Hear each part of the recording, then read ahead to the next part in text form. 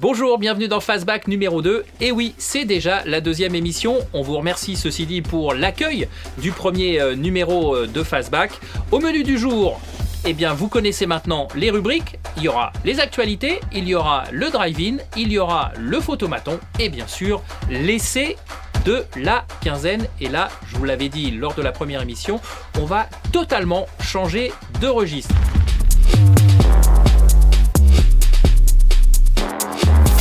Allez, avant de rentrer dans le vif du sujet, on va vous demander bien évidemment, comme nous sommes sur les réseaux sociaux, de liker, de vous abonner sur toutes les pages du compte Fastback. Et là, si vous nous ratez, c'est que vous l'avez fait exprès. Allez, on commence tout de suite ce numéro 2 de Fastback avec les news.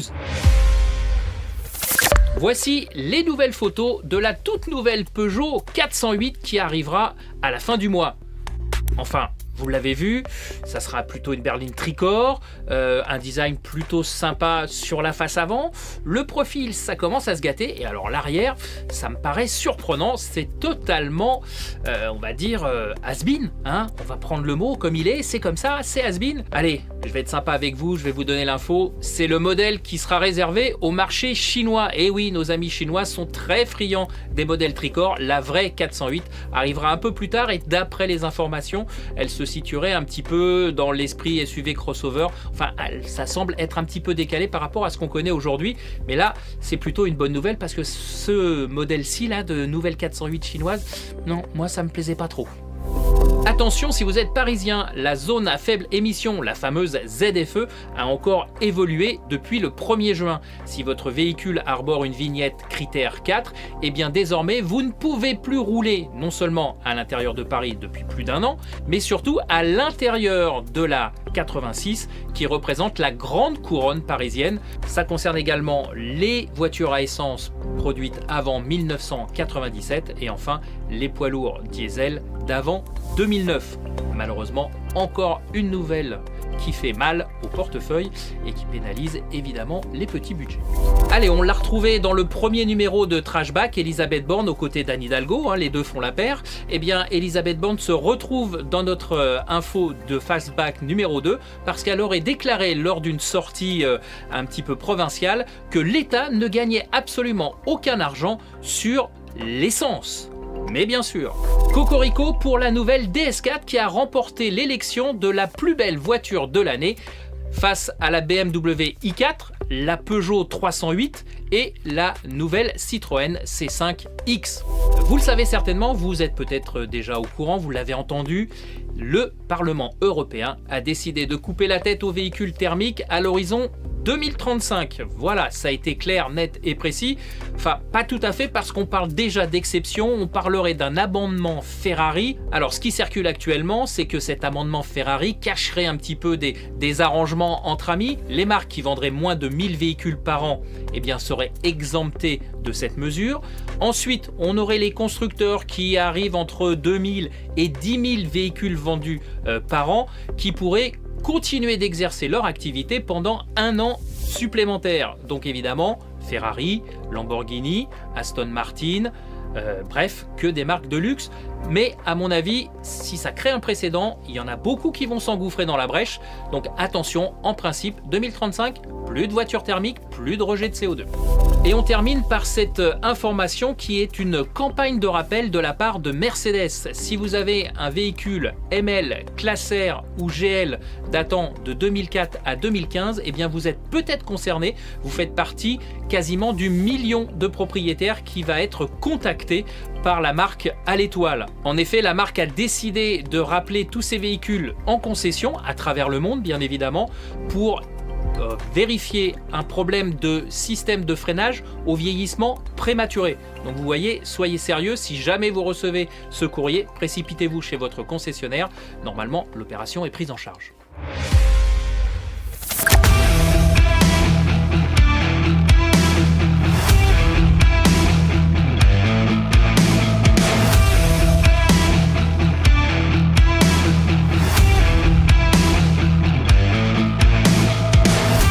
Connaissez le fameux dicton « soigner le mal par le mal ». Eh bien, c'est exactement ce que je vous propose aujourd'hui avec cet essai hors norme, puisque oui, nous allons découvrir le Dodge Ram TRX Un pick-up propulsé par un V8 de 6 litres 2 de cylindrée qui développe 712 chevaux et produit seulement à 702 exemplaires dans le monde.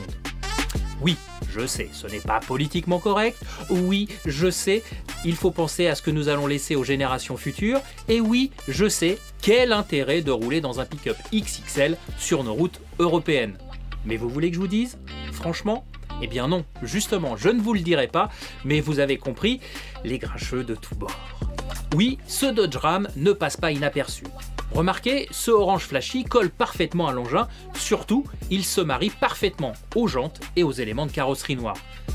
Si vous en doutiez, les mensurations sont bien évidemment hors normes. 2,23 m de large, 5,91 m de long, 2,05 m de haut, le tout campé sur des jantes de 18 pouces. C'est clair, il lui faut de la place. Dans l'habitacle, là aussi, on peut parler de démesure. D'ailleurs, monter en voiture prend ici tout son sens. Habitabilité hors pair, hauteur d'assise royale et environnement qualitatif, le Dodge cache bien son jeu. Agressif dehors, il sait vous chouchouter dedans. Bref, c'est du bonheur. Pour ceux qui en douteraient, la qualité de fabrication américaine est désormais au standard européen. Fini les petits compteurs digitaux bleus, le TRX en fait une démonstration évidente. Matériaux, ajustements, réalisation, il n'y a rien à redire, c'est classe et ça claque. À l'arrière, homologation oblige, 2 passagers uniquement, mais ces derniers profitent d'un espace aux jambes tout à fait énorme. Côté pratique, la benne est bien sûr XXL, mais pour une utilisation courante, elle demandera à être soit recouverte d'un hardtop, soit d'un rideau coulissant pour mettre vos effets à l'abri bien évidemment. Et maintenant, si on allait réveiller la bête. Mais avant, j'ai une question. Savez-vous pourquoi ce Dodge Ram s'appelle TRX? TRX. Eh bien tout simplement pour T-Rex, comme le nom du dinosaure, et c'est pour ça qu'on retrouve la bête stylisée en bonne place sous le capot. Ce capot, il cache tout simplement un V8 de 6 litres 2 de cylindrée, un V8 supercharge. Alors comme on dit aux États-Unis, gentlemen, start your engine. Et là, ça change.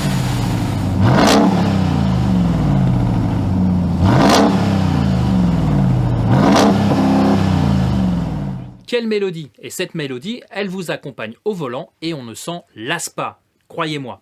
Sur route, le Dodge n'est pas forcément à son aise compte tenu de son gabarit, mais il sait choyer ses occupants.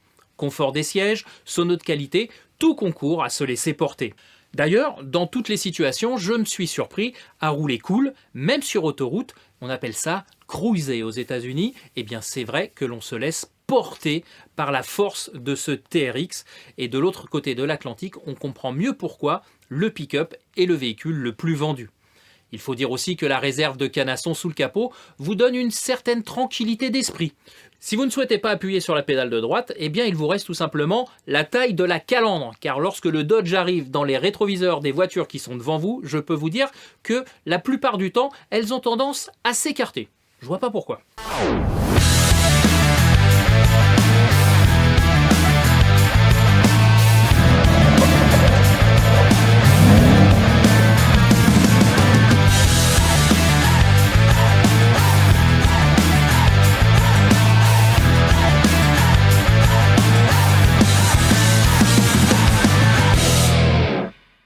Évidemment, avec un tel engin, on ne s'est pas privé d'aller lui dégourdir les chevaux et les pattes en tout terrain. À la base, il est quand même un peu fait pour ça. Il dispose d'ailleurs de plusieurs modes électroniques afin de s'adapter au mieux du profil et du tracé. Bon, clairement, il préfère les pistes rapides façon Barra pour laisser parler toute sa puissance, et il n'y a que dans les petits coins que son gabarit est vraiment un handicap, notamment avec cet énorme capot qui vous empêche de bien situer où est l'avant du véhicule. Pour le reste, pas de souci, la qualité de travail des suspensions est exemplaire et les amortisseurs Bilstein font vraiment le job. Ça tape quelquefois, mais on est sur un rythme élevé et ça marche et ça passe surtout. Alors côté fiscalité, vous allez me dire que ce Dodge Ram, il doit se faire exploser compte tenu des critères anti-pollution aujourd'hui. Eh bien non, parce qu'il est homologué en camionnette plateau, la fameuse indication CTTE sur la carte grise, ce qui lui permet non seulement d'échapper au malus écologique, mais en plus pour les sociétés, eh bien de bénéficier de l'exonération de TVS. En plus, il peut être équipé au bioéthanol et donc en fonction de cette alimentation, vous pouvez également récupérer la TVA sur le carburant. Donc au final, faites bien vos comptes, mais ça peut être malgré tout, et entre guillemets bien sûr, une bonne affaire. Allez, avant de se quitter, on va adresser un énorme remerciement à Hervé Vallée et toute son équipe d'American Car City Paris pour la mise à disposition de ce véhicule hors norme. On s'est régalé. Un petit conseil, si vous voulez parler à des passionnés, allez-y de notre part, vous serez très très bien reçus. Et aujourd'hui, parler de passion, ça n'a pas de prix. Enfin, un petit peu quand même. On passe maintenant à notre rubrique cinéma auto. Vous le connaissez maintenant, c'est le Drive-In, présenté par Adrian Martini. Aujourd'hui, on va parler des pick-up au cinéma et vous allez voir qu'il y a une légitimité à conduire un pick-up quand on est américain. Attention, s'il y a bien un véhicule qui est pris au sérieux par le cinéma américain, c'est le pick-up. Comme vous l'a dit plus tôt Eric, c'est le véhicule le plus vendu des USA. C'est le véhicule de la terre, des racines, de l'Amérique des grands espaces. C'est le véhicule de Clint Eastwood dans La Mule, de John Rambo dans Rambo 5, Last Blood, ou encore c'est Martin dans les films d'animation Cars. Plus récemment, les pick-ups sont mis à l'honneur dans la série Outer Range avec Josh Brolin, qui contient même une belle scène de course-poursuite. Mais aujourd'hui, je vais m'arrêter sur le rôle du pick-up dans le film Interstellar de Christopher Nolan, sorti en 2014 avec Matthew McConaughey, Anne Hathaway, Jessica Chastain et Casey Affleck. En 2067, la Terre est plongée dans une grave crise alimentaire.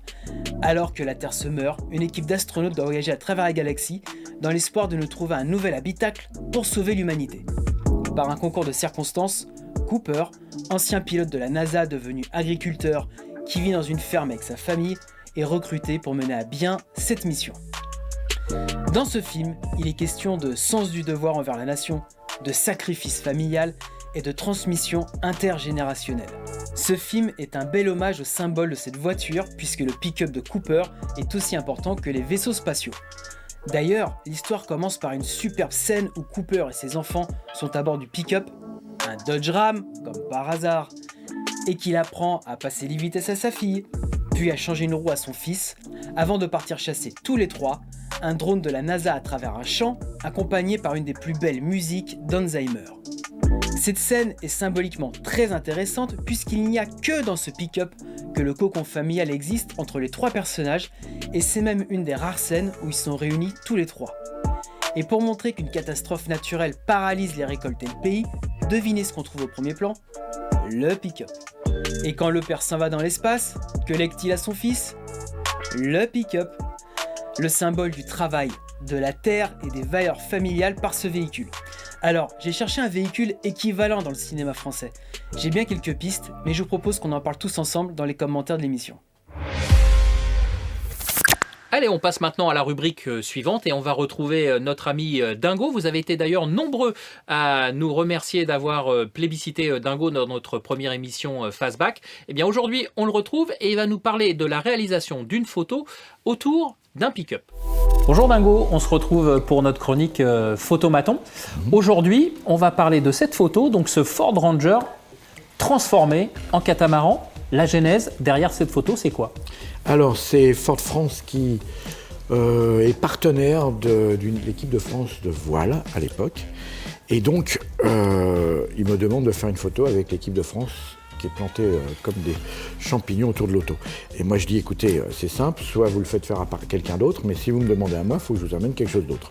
Donc, je me suis mis à avoir cette idée, leur proposer. Ils m'ont donné la possibilité ils m'ont donné carte blanche pour la faire. Alors, on a organisé ça à la fois à Marseille, à la fois à Paris, à la fois dans le Var. Enfin, c'était trois spots de photos où on a d'abord fait la voiture soulevée par une grue avec des vrais vélis blanchis, enfin des vraies personnes qui font de la planche à voile sur la voiture en vrai. Après, je suis allé prendre un bateau, j'ai fait les remous de l'eau. Et après, on a fait le toucher de l'eau avec un pneu qui faisait pour avoir vraiment les gouttelettes d'eau. Et on a tout associé parce qu'on est dans l'ère moderne du digital où on peut associer, mélanger les images. Et ça a quand même une autre gueule que tout ce que j'ai pu voir de toutes les photos. Quand on est partenaire, on met toujours les équipes qui ressemblent à rien en fait. L'accueil de la photo au niveau de Ford, comment ça s'est passé ? Alors ça s'est très bien passé, c'était un dossier de presse, donc ça a été perçu comme une image vraiment différente et je sais qu'on m'en parle encore. Alors que ça aurait été simplement les champions, 10 minutes après, on les avait déjà oubliés. Merci. Malheureusement pour eux. Merci Dingo. Merci à toi. Voilà, on arrive au terme de ce Fastback numéro 2.